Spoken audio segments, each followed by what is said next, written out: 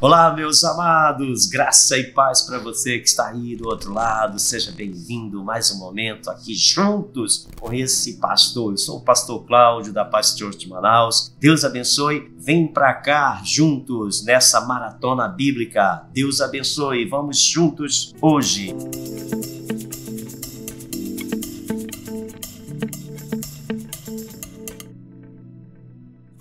Neemias capítulo 1 e capítulo 2, que privilégio! Esse é um dos livros tão lindo porque ele vai tratar da reconstrução da cidade. E Neemias é um copeiro do rei, ele está muito bem obrigado, e quando eu olho essa história, eu imagino que ele não é um cara que está preso ao seu orgulho, às suas vontades próprias. Poderia ter dito, né, aqui quando soube a notícia, no capítulo 1, diz assim, palavras de Neemias, filho de Acalias, no mês de Quisleu, no 20º ano, quando eu estava na cidadela de Suzã, veio Anani, um dos meus irmãos, homens de Judá. Então lhe perguntei a respeito dos que escaparam, os judeus que estavam ali, como estavam sobrevivendo ao exílio e a respeito dos que ficaram em Jerusalém. Eles me responderam, os restantes que sobreviveram ao exílio e se encontram lá na província estão em grande miséria e humilhação. Situação de guerra, né? Devastação, é coisa triste demais. Nós não sabemos descrever tanto isso, porque eu, pelo menos, nunca tive pessoalmente, mas a gente vê e é um cenário horrível. Imagina o coração desse homem, né? Diz aqui aonde os irmãos estão dizendo uma grande miséria, humilhação. As muralhas de Jerusalém continuam em ruínas e os seus portões foram destruídos pelo fogo. Isso aqui era a mais completa humilhação que um povo poderia ter. Uma cidade que não tem mais adoração, sua cultura foi destruída, suas regras, seus regimentos, sua agricultura, suas provisões, ou seja, total e completa destruição. A nível de mendigagem o povo estava vivendo aqui. Então a Bíblia vai dizer no versículo 4, olha, esse homem, o coração dele é muito cheio de humildade, porque ele estava bem, tinha por que estar preocupado, ele tem do bom e do melhor, né? E diz aqui no versículo 4, quando eu vi estas palavras, eu me sentei, chorei e lamentei por alguns dias, fiquei jejuando e orando diante dos céus, e disse,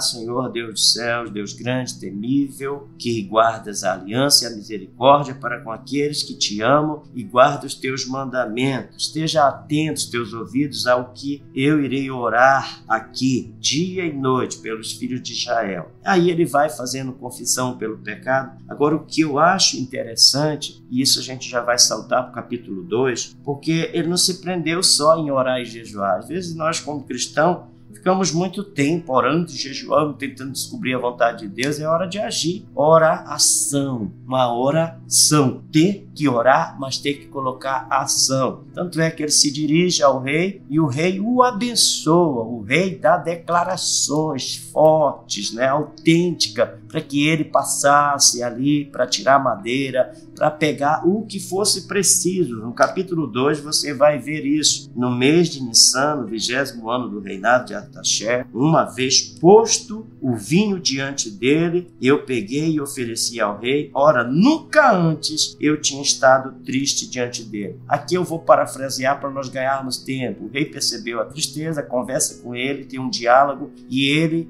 fala a verdade. O rei o autoriza para ir lá o tempo que precisar e pegar o que precisar. Essa é uma das meditações lindas deste texto, aonde vai se dar o início da reconstrução da cidade. E mais para frente você vai ver quão lindo é a história de Neemias. Quero dar um salto aqui contigo para o Salmo 96. O Salmo 96, um dos salmos belíssimos aqui, está nos ensinando como que nós devemos celebrar a majestade do Eterno. Ele tem poucos versículos, né? Simplesmente são 5 versículos que o salmista escreveu, mas quando a gente gente ouve falar de beleza e majestade, a gente precisa entender que isso é contemplação. Os estudiosos dizem que esse Salmo 96, ele faz um paralelo com o 93, e a gente vai ver um pouco sobre isso. No 96, ele diz: o teu trono está firme desde a antiguidade, tu és, e desde a eternidade você será. Levantam-se os rios, ó Senhor, levantam-se os rios, o seu branido, levante-se os rios, o seu fragor. Mas o Senhor nas alturas é mais poderoso que o branido das grandes águas, do que os poderosas ondas do mar. Olha aí falando, dizendo, você vê essa fúria do mar, você vê os terremotos, maremotos, você vê os furacões, os ciclones, você vê as tragédias, mas o trono de Deus, na sua majestade e beleza, nunca será abalado. Nunca, nunca. Você lê o Salmo 93 aí na sua casa e faça um paralelo com o 93, você vai ver que eles são bem parecidos. E aí eu te convido para o grande livro, o último livro da Bíblia, Apocalipse, né? E eu quero aqui encorajar, como já te encorajei em outras ocasiões, que você não deve temer nem um pouco ao ler este livro de Apocalipse, porque o versículo 1, esse livro foi escrito pelo apóstolo João. Eu costumo dizer que o apóstolo João era o apóstolo, se fôssemos intitular ele como um personagem de um filme, eu diria que ele era o Bruce Willis em Duro de Matar, porque o cara era resistente. Historiadores dizem que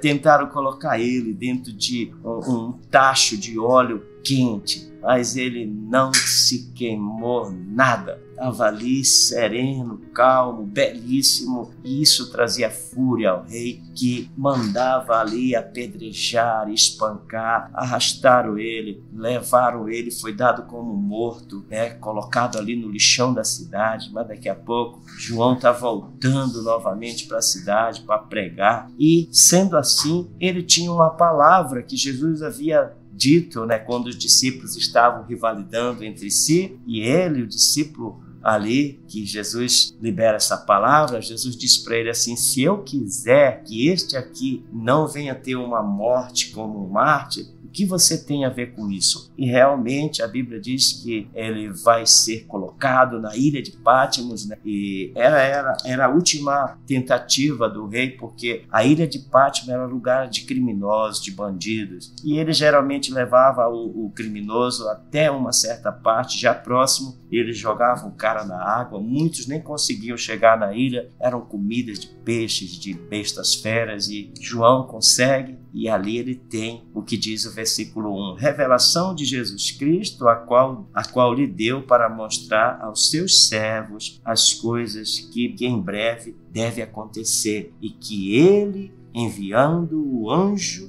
deu a conhecer ao seu servo João. Então você não tem que preocupar, são revelações que foram dadas a ele, e ele trouxe essas revelações para nos dizer as prevenções futuras do que vai acontecer. Eu creio que você é filho de Deus, muito amado, querido, e que você está se preparando. Continue lendo com muito amor, com muita expectativa. Jesus está aí batendo a porta, Apocalipse 3:20, e se ele não voltar, mas nós estamos indo para junto dele. Deus abençoe, amo muito a sua vida. Não esquece aí de enviar esse vídeo para os teus amigos, de curtir, deixar teu comentário, e continuamos até o fim. Um beijo para o seu coração, fica na paz.